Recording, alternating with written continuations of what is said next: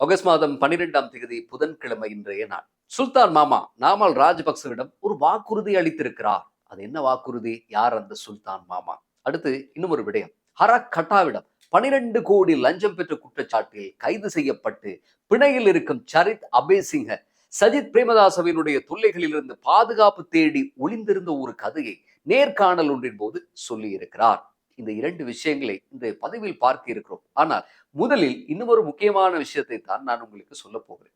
Borella magazine சிறைச்சாலையில் பந்து வழியே போதைப் பொருள் விழக்கூடிய அந்த கதையை நாம் சில நாட்களுக்கு முன்னர் சொல்லி இருந்தோம். திடீரென்று சிறைச்சாலைக்குள் பிளாக் வாரன் சீரிஸ் பாணியில் ஒரு பந்து வந்து விழும். அதற்குள்ளே போதைப் பொருள் இருக்கும்.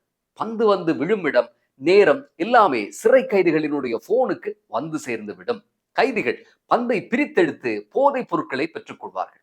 இப்படி இயங்கிய பொரல்ல மேகசின் சிறைச்சாலையில் பந்து வழியே போதைப் பொருள் வந்து வீழ்வது கண்டுபிடிக்கப்பட்டதுடன் சிறைச்சாலைக்குள் போதைப் பொருள் கடத்தலோடு சம்பந்தப்பட்ட குழுக்களும் சிறை அதிகாரி ஒருவரும் இனங்காணப்பட்டிருந்தார்கள். பொரல்ல மேகசின் சிறைச்சாலைக்கு போதைப் பொருள் கடத்திய சிறைச்சாலை அதிகாரி நேற்றைய தினம் கல்கிஸ்ஸையில் கைது செய்யப்பட்டிருக்கிறார். அவர் கைது செய்யப்படும் போதும் கைவசம் 20 லட்சம் ரூபாய் போதைப் பொருள் இருந்ததாக சொல்லப்படுகிறது.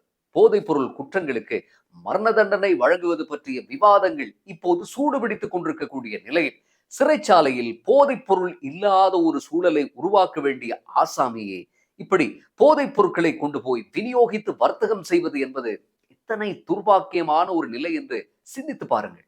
உண்மையில் இப்படியான செய்திகள் நமக்கு ஒருபோதும் ஆச்சரியத்தை தருவதில்லை. இந்த நாட்டுக்கென்று ஒரு சிஸ்டம் இருக்கிறது. இப்படித்தான் இந்த நாடு இயங்கிக் கொண்டிருக்கிறது. சட்டத்தை அமுல்படுத்த வேண்டிய அதிகாரிகள் தான் இங்கே குற்றங்களினுடைய பிதாமகர்களாக இருக்கிறார்கள். இலங்கையில் உத்தியோகபூர்வ அரசுக்கு மேலதிகமாக இயங்கிய டீப் ஸ்டேட் என்று சொல்லப்படும் பாதாள அரசின் கொடூர முகத்தை தான் இவை துல்லியமாக பிரதிபலிக்கின்றன. என்னதான் மாற்றங்கள் வந்தாலும் இந்த பாதாள சாம்ராஜ்யத்தின் எச்சங்கள் இன்னும் முற்றாக ஒழித்து துடை தெரியப்படவில்லை. ஒருமுறை பெயர் போன ஒரு குற்றவாளி ஒருவருக்கு 3 பாஸ்போர்ட்டுகளை செய்து கொடுத்தார்கள். பாஸ்போர்ட் எடுக்கும் போது உங்களுக்கு தெரியும், புகைப்படம் வேண்டும், கைவிரல் அடையாளம் வேண்டும். அப்படி இருக்க எப்படி இது சாத்தியம் என்று நீங்கள் நினைக்கலாம். புறக்கோட்டையில் புத்தகம் விற்பவர் ஒருவரை அழைத்து வந்து குறித்த குற்றவாளிக்கு பதிலாக கைவிரல் அடையாளத்தை பதிந்திருந்தார்கள். நீதிமன்ற விசாரணைகளின் போது குடிவரவு அதிகாரிகள் குறித்த குற்றவாளியினுடைய முகமும் இந்த புத்தக கடைக்காரர் முகமும் ஒரே மாதிரி இருந்ததாக சொன்னார்கள். இதே போல 2008ஆம் ஆண்டில் தயாரிக்கப்பட்ட கார் ஒன்றை 2003ஆம் ஆண்டுக்கு பதிவு செய்திருந்தார்கள். கடந்த வருடம் கல்கிஸ்ஸையில் போலீஸ் அதிகாரி ஒருவர் T56 துப்பாக்கிகளை களவாடி விற்றுவிட்டு நாட்டை விட்டு தப்பியோடி இருந்தார். ஒரு முறை பாதாள உலக தாதா ஹரக்கட்டா தன்னை தடுப்பு காவலில் இருந்து சிறைக்கு மாற்றப் போவதாகவும் இனி தான் சுதந்திர மனிதன் என்றும் சொல்லியிருப்பார். அதாவது பயங்கரவாத தடுப்பு சட்டத்திலே தடுத்து வைக்கப்பட்டிருக்கும் போது தன்னால் ஒன்றும் செய்ய முடியாது என்றும், சிறைச்சாலைக்கு மாற்றப்பட்டால் தன்னால் செய்ய முடியாதது எதுவும் இல்லை என்பதுதான் அதன் அர்த்தமாக இருந்திருக்க வேண்டும். மிக அண்மையில் ஹரக்கட்டாவை பயங்கரவாத தடுப்பு சட்டத்தில் தடுத்து வைத்திருப்பதற்கு எதிராக நீதிமன்ற தீர்ப்பு வந்திருந்தது. ஹரக்கட்டாவை இனி சாதாரண சிறையில் தான் வைக்க முடியும் என்பதுதான் அந்த தீர்ப்பினுடைய சுருக்கம்.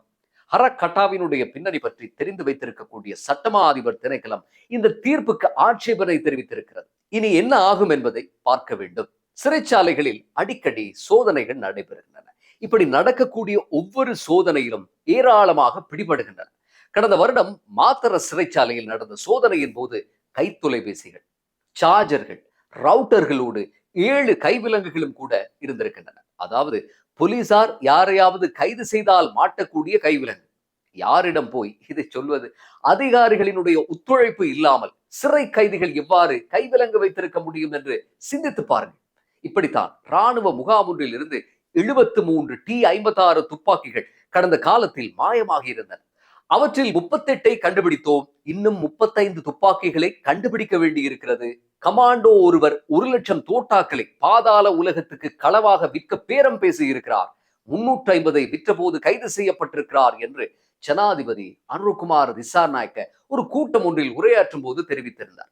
கடந்த காலத்தில் இப்படித்தான் இந்த நாட்டினுடைய சிஸ்டம் இயங்கியது.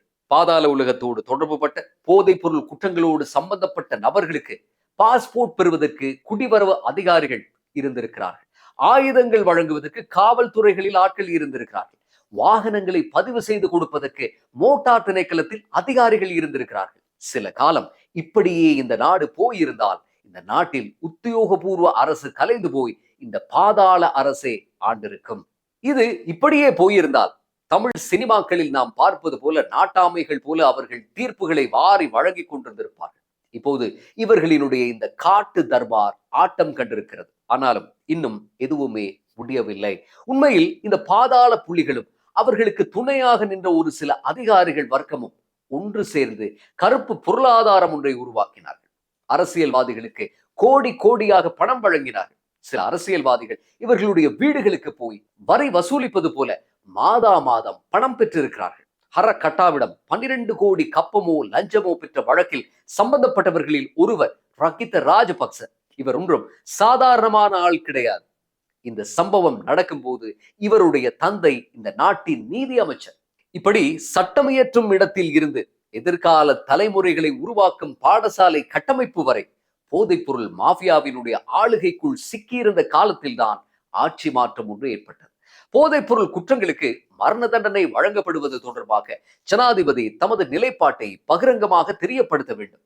மரண தண்டனை தீர்வில்லை என்றால் இதனோடு சம்பந்தப்பட்ட குற்றம் நிரூபிக்கப்பட்ட மரண தண்டனை கைதிகளை வெளி உலகத்திடமிருந்து முற்றாக துண்டித்து தனிமைப்படுத்தக்கூடிய ஏதாவது ஒரு ஒழுங்கமைப்பாவது இருக்க வேண்டும். உண்மையில் இப்படி ஒரு மாஃபியாவை முற்றாக ஒழிப்பது என்பது அத்தனை இலகுவான காரியம் அல்ல. போதைப் பொருள் மற்றும் அதோடு தொடர்புள்ள வலையமைப்பு என்பது நாம் நினைப்பதை விட விசாலமானது. அனைத்து சமூக சீரழிவுகளுக்கு பின்னாலும் போதைப் பொருள் மற்றும் அதோடு தொடர்புடைய குற்றவாளிகளே இருக்கிறார்கள். இது வெறும் போதைப் பொருள் தடுப்பு பிரிவாலோ போலீசாராலோ மாத்திரம் முடிக்கக்கூடிய ஒரு காரியமும் அல்ல. இதற்கு சமூகத்தினுடைய ஒத்துழைப்பு கண்டிப்பாக தேவை.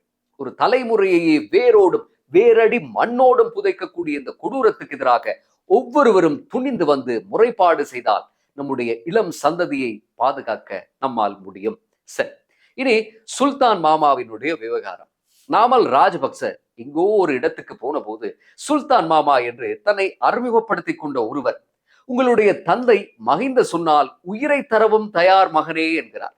சுல்தான் மாமா நிறைய வைரமுத்துவின் கவிதைகளையும் பாடல்களையும் கேட்டிருப்பார் போல் இருக்கிறது.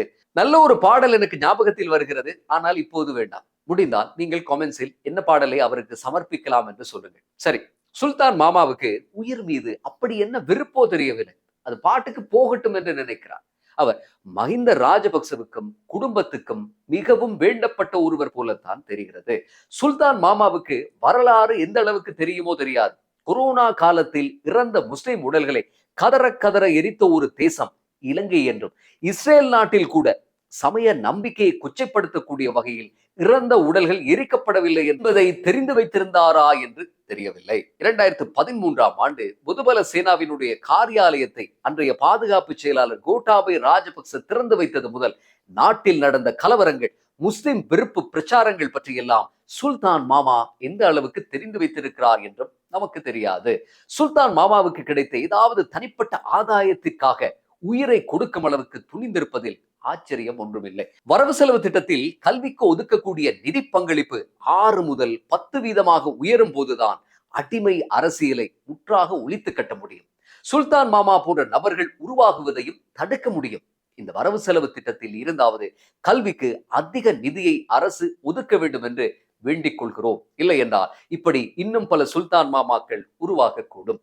அடுத்து ஒரு சுவாரஸ்யமான கதை இருக்கிறது. ஹரக்கட்டாவிடம் 12 கோடி லஞ்சம் பெற்ற குற்றச்சாட்டில் கைது செய்யப்பட்டு பிணையில் இருக்கும் சரித் அபேசிங்க ஒரு யூடியூப் சேனலுக்கு பேட்டி அளித்திருக்கிறார். ஐக்கிய மக்கள் சக்தியின் பீரங்கி பேச்சாளராக இருந்த மனிதர் இனிமேல் அரசியலே வேண்டாம் என்கிறார். அவர் அந்த நேர்காணலில் சஜித் பற்றி சொல்லி இருப்பதை பார்த்தால் இப்படியும் ஒரு எதிர்க்கட்சி தலைவர் இருப்பாரா என்று நிச்சயமாக பலருமே ஆச்சரியப்படக்கூடும். சரித் அபேசிங்க ஒரு நடிகர். அவருடைய கொள்கைகள் எல்லாம் ஐக்கிய மக்கள் சக்தியை விட பொதுஜன பெரமுனவுக்கே ஆதரவானது போல இருக்கும். ஆனால் என்ன காரணமோ தெரியவில்லை, அவர் ஐக்கிய மக்கள் சக்தியில் தான் இருந்தார். இனி சரித் அபேசிங்க ஐக்கிய மக்கள் சக்தியில் ஐக்கியமான வரலாற்றை பார்க்கலாம். சஜித் திடீரென்று தனக்கு தொலைபேசி அழைப்பு எடுத்து அரசியலுக்கு வருவீர்களா என்று கேட்டாராம். அதற்கு சரித் அபேசிங்க ஒத்துக்கொள்ளவில்லை. ஆனாலும் தலைவர் தொடர்ச்சியாக அழைப்பு எடுத்திருக்கிறார். இப்போது வருவீர்கள் என்றும் தொல்லை கொடுத்திருக்கிறார். தேர்தல் வேட்புமனு தாக்கல் செய்யக்கூடிய தினத்தில் இவருடைய கதவை மூடிக்கொண்டு அறையில் இருந்திருக்கிறார். ஆனாலும் சஜித் விடுவதாக இல்லை.